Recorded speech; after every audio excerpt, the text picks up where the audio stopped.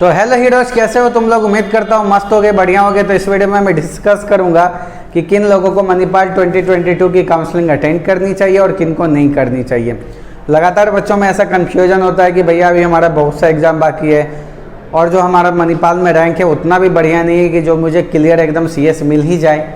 तो ये कन्फ्यूजन है बच्चों में कि हम अगले जो एग्जामिनेशन है उसकी तैयारी में लग जाएं, काउंसलिंग करें, क्या करें नहीं करें, एकदम मतलब पागल वाली स्थिति हो चुकी है। देखो, इसके लिए मैं तुम्हें एक चीज़ बताना चाहूँगा, ध्यान से मेरी बात को समझना। जैसे कि तुम काउंसलिंग करना चाह रहे हो मणिपाल की, तो फिर क्या करें? मतलब ऐसा नहीं है कि मणिपाल भी चला जाए और दूसरे में भी मेरा मार्क्स या रैंक अच्छा नहीं आए तो वो भी चला जाए। तो ऐसी कन्फ्यूजन हर बच्चे के साथ आती है, लेकिन मेरी बात को ध्यान से समझना।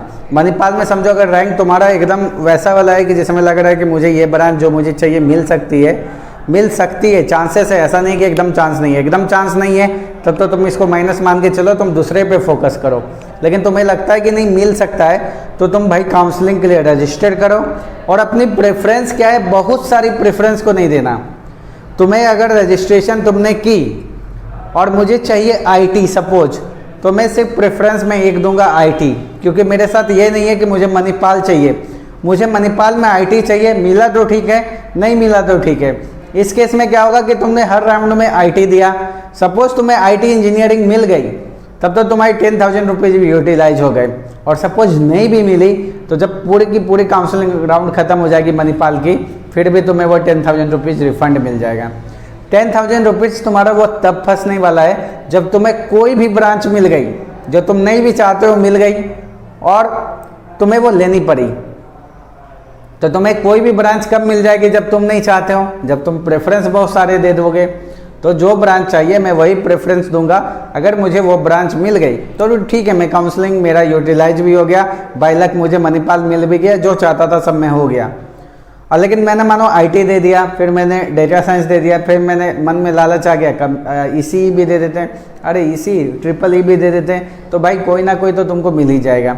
मिल जाएगा तो उस केस में क्या होगा कि एक ब्रांच तुम्हें अलॉट हो गई, तुम लो या ना लो, ना लेते हो तो वो भी 10,000 रुपये गए, लेते हो तो मैनेज हो गए।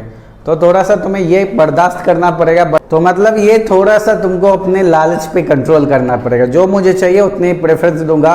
तो इस केस में भाई देखो, तुम्हारी 10,000 रुपीज़ भी बच जाएंगे और साथ साथ में क्या है कि तुम्हारी जो काउंसलिंग में अगर सीट तुम्हें मिल जाती है तो ठीक है, नहीं मिलती है तो कोई बात नहीं है। बात समझ में आई? तो ऐसा तुम्हें करना पड़ेगा।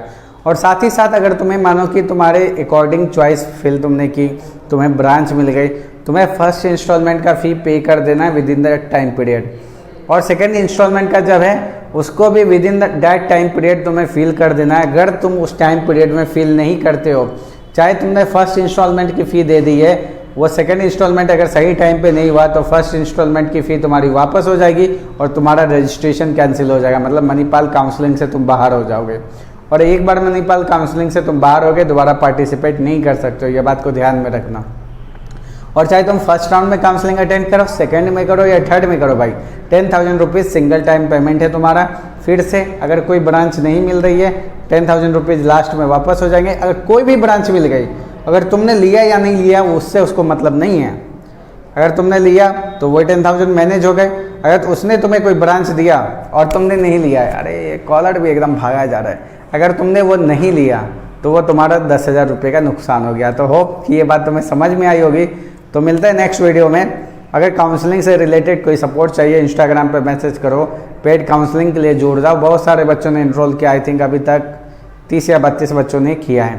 तो ठीक है, मिलते हैं नेक्स्ट वीडियो में। अपना और अपनों का ध्यान रखें।